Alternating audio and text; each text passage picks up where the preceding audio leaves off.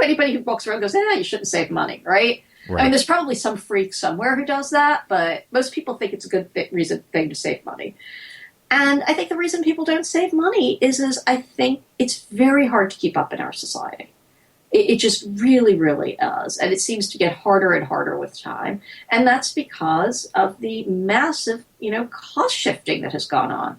People used to not spend as much on education as they do now. They used to not spend as much on healthcare. They used to not spend as much on housing. That stuff is all going up at rates well above inflation. There's no way around it. And then there's the constant pressure everywhere from someone wanting you to spend your money with them. And it doesn't go away. It doesn't end. And, if I can bring it back to the financial services industry, they're not there necessarily to help you. They're not usually fiduciaries. And matter of fact, the Labor Department was wanting to issue new rules. Do you know about that material? I write about this all the time. Yeah, so tell me a little bit about this Labor Department. In the index card, we actually talk about one of the rules is make sure your advisor is a fiduciary. I think this is huge. I think people get sold on all sorts of stuff they shouldn't be investing in. And what was the Labor Department proposing? What the Labor Department is proposing is, because they only have jurisdiction over retirement accounts, right, is that any financial advisor who touches an IRA would need to be acting as a fiduciary, that is, acting in your best interests, which is not the case right now. And how is that going? It looks like it's going to go through. It was very touch and go for a while, but it looks like now it's going to go through. The issue now, of course, is that the SEC, which has jurisdiction over brokerage accounts, does not appear to be moving in any way, shape, or form towards doing the same thing. So now you're going to have this world where your IRA is legally protected, but your brokerage account isn't. I sort of can't wait to see how that one plays out, but I'm being sarcastic. Yeah. And some people in the financial services industry were claiming that this was going to drive up costs. What do you think?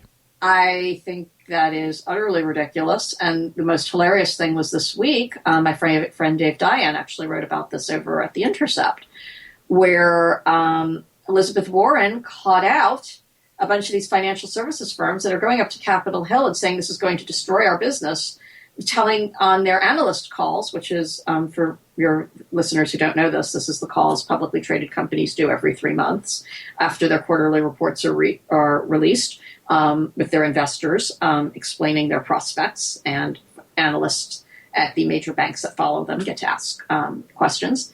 And on these analyst calls, they were saying, we don't think this is going to have much of an impact on our business at all.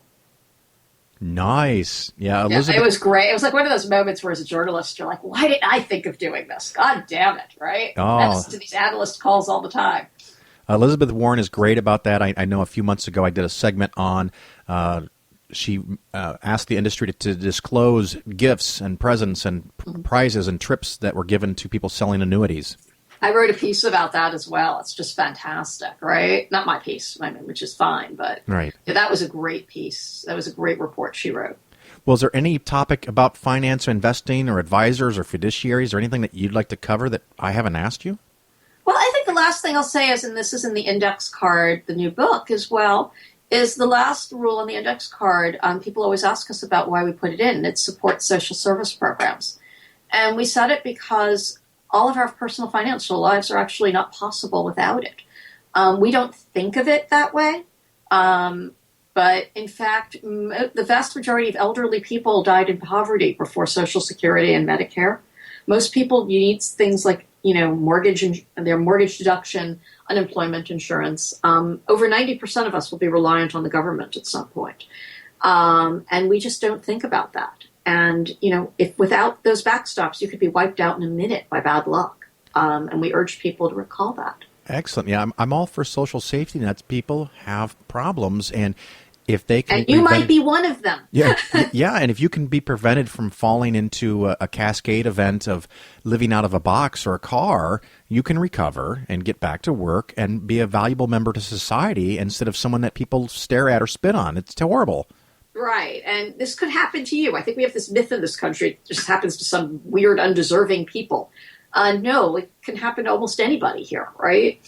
I literally have interviewed people who were wiped out of 7-figure retirement accounts by a bad medical event. You can't imagine what can happen in this country to people. And I think this is a very important thing to remember. Excellent. Now, please give my listeners information about where they can find you, websites, Twitter, Facebook. What do you got? I am on Twitter at Helaine Olen. I have my own website, HelaineOlen.com. I write for Slate several times a week, where I'm a columnist.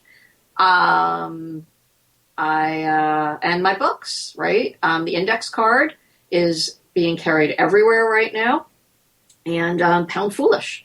And they're on Amazon, they're on Barnes & Noble, they're on Powell's, they're in most bookstores, I believe. Great. Well, Helaine, thank you for taking precious time out of your day to join us on the Phil Ferguson Show. And I, again, recommend the readers to read your books. Thank you for having me on. You're listening to the Phil Ferguson Show on Secular Media Network. All right. Hopefully you enjoyed the interview as much as I did. She was a great and genuine joy to talk to. Fantastic books, of course. I recommend them, as I said earlier. I forgot in the beginning part of the show, I have email.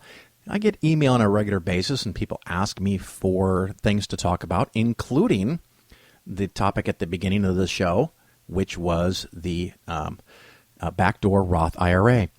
I also just recently was contacted by a fundamentalist Christian that said, evangelical Christian, I think what they said, that wanted to hire me, and that they really related to the story I told many months ago about a friend who got ripped off by someone in their church. And they understand that I'm an atheist, and I promote atheism, if it's even such a word, values. And we are now in conversation about that. So I'm very honored that despite my really, really strident atheism, we'll call it, that they still wanted to talk to me about investing. So I know that they're a regular listener. I'm not going to say their name or who they are or where they can be found, but thank you for that contact. I am honored. I also had another email, and this is just some of the stuff that I get. Someone sent, and I'm going to quote here a little bit. Growing up, I wasn't taught much about money, so most of what I know I've learned the hard way because I never learned how to money. And that reminds me, I have to make sure I use that phrase more often. One of the points of this show is to teach you how to money. The first part is to save. I know it sounds real simple, but not everybody seems to be able to do it. The simplest way to save money is to spend less than you make. The second part of how to money is to invest, and invest wisely, invest efficiently, keep your taxes low, keep your expense ratios low. That's what the meat and potatoes of the show is about. And the third part, which I have very little control over, is time. So the sooner you start, the better it's going to be. Anyway, I go back to the quote here. I had no idea what standard I should be using when hiring a professional investor. Since listening to your show, I have a much better idea of what I should be looking for. I like the idea of hiring a fee-only fiduciary advisor who works for me. I want to be a client, not a customer. Well said. That's exactly what we're talking about on the show. You don't have to hire me, but look for an advisor that works with you and shares interests with you, not someone who gets paid a big commission to talk you into something and then they're done with you. So look for that fiduciary advisor. Ask the person you're talking to, are they a fiduciary? If they say anything other than yes, they're probably not, because they want to boast about that. So if they start dancing around, it's probably over. I go back on. Currently, I invest with a big name firm. I found out that the lady who sells investments gets rewarded with trips around the world. If someone is going to take a trip on my money, I want it to be me. I'm interested in hiring you because you simplify investing so even I can understand it, which, by the way, is one of the greatest compliments I can get. My goal is to help people, is to educate people, to be a consumer advocate. Yes, of course, I also want to make money. I'm not a complete fool. I have my own bills to pay and my own college tuition costs for my kids to pay. But the great compliment to me is that I make things easy to understand. So I want to thank the listener for that. Let's see here. I'm a fan of the science-based investing approach. Thanks for helping me out. And it goes on from there. So anyway, I wanted to thank those people who listen to the show and are getting value out of it. I am very honored. I also noticed recently on iTunes, several more people have given me 5-star ratings.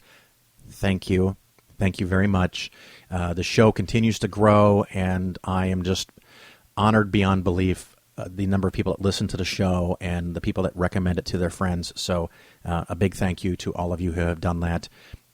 And I guess that I run out of things to say. I hope you enjoyed this show, and we'll see you back in about a week. We'll talk to you then. Ciao.